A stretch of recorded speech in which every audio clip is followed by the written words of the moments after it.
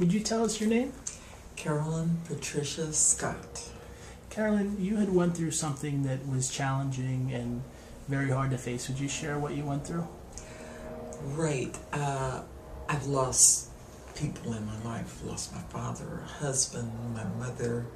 This past year, one of the most challenging losses was the loss of a sister. And we were exceptionally close.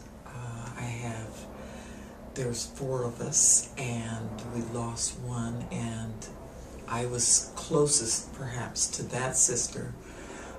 She was out of town. She was the victim of a murder, and it took them 6 months to find her body and to determine that she actually was dead. So though my father was my greatest support, and my mother is the family anchor, and my husband was the love of my life, the loss of my sister hit me hardest because of the circumstances. And was it not knowing what happened? Because you said for 6 months they didn't really know. Was there a time of trying to figure out what was going on? There was a time of figuring out what was going on. That exacerbated it. Again, of the 4 of us, the 2 of us were closest.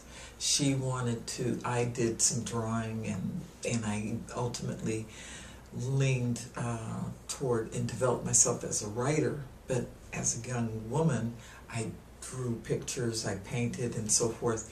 And she was a natural artist, and sometime when she was 4 or 5, she said, when I grow up, I want to be an art girl like you.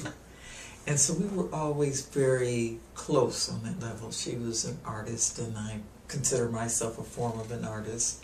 So we were particularly close, and that made it much harder. And then it was exacerbated by the fact that she basically disappeared, and we were contacted by authorities, and I was the one getting in touch with the police and staying in touch with the police and communicating the information to the family, and providing information to the police or documentation, or and in my case, a DNA sample, to the police on the outside chance that they would find her.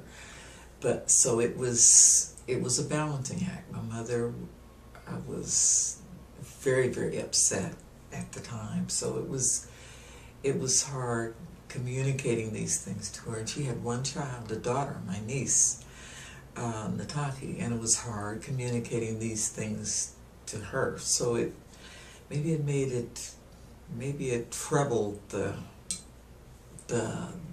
strain that I was under at that time. When you found out that she was no longer here, what did you do to try to deal with it? I know you're an artist. Was there any ways you tried to handle the emotions and what you were feeling? Well, at first, my first response was, because I was working at a newspaper, taking a class in investigative reporting, I did a mini video documentary on the situation, and I edited with clips of her talking, and I got clips from the news there and different things to put it together. And I talked about women who were subject to domestic violence, and I inserted a CSI kind of scene from a morgue scene from another documentary, and put these things together.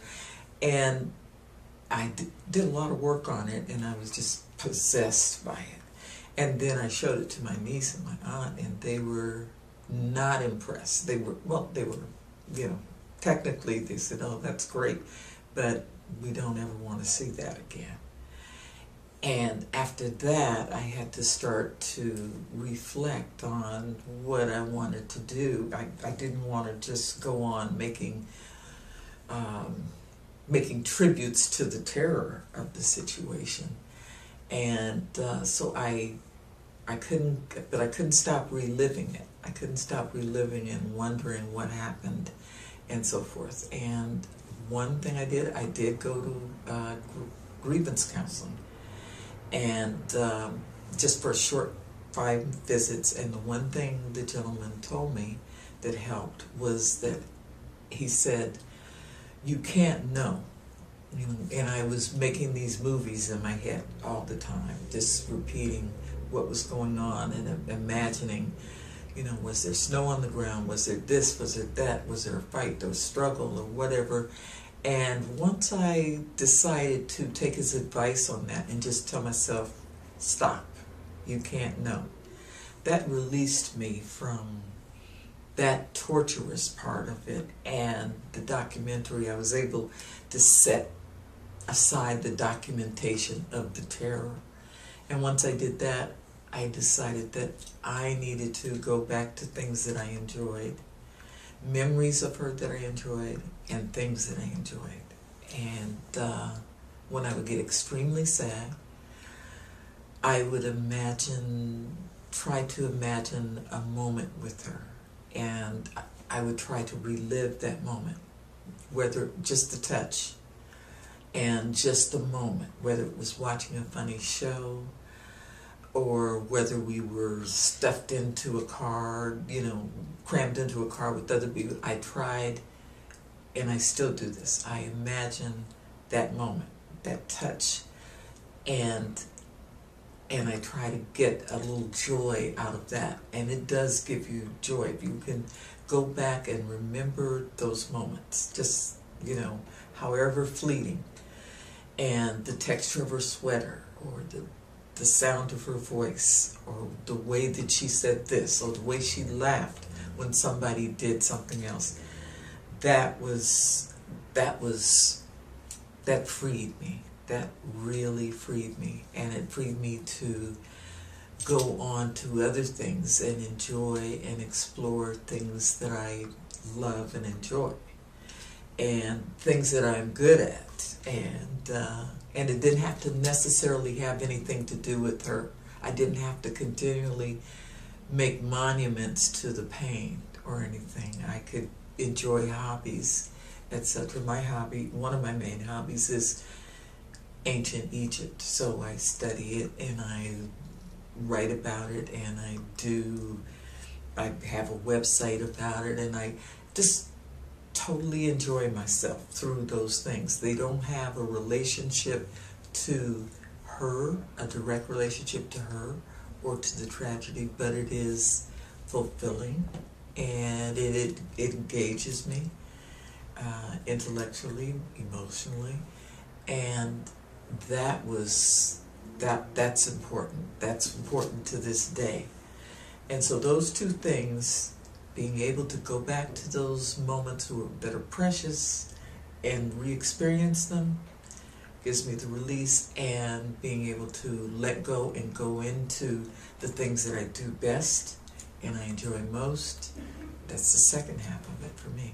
If you could give people out there that face the tragedy or are going through something very hard some type of encouragement, what would you like to say to them?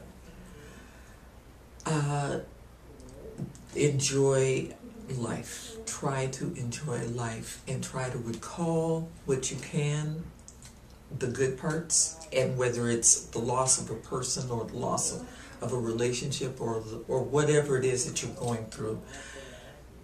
Try to find happiness, identify places in your life that were happy, that were totally joyous.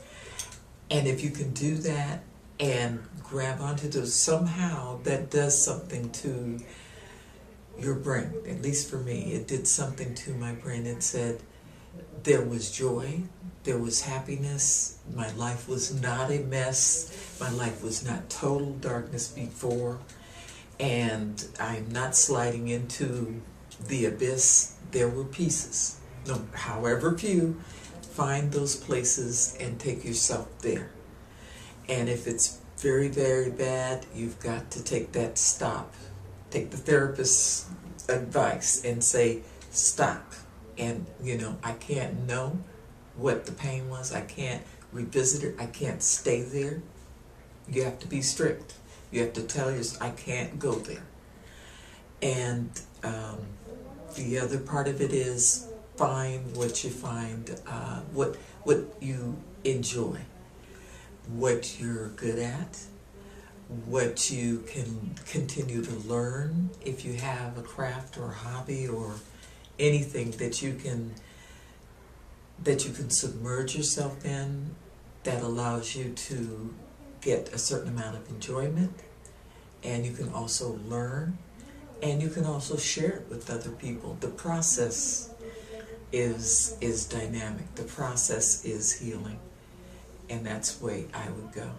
Thank you for sharing your story. Appreciate it.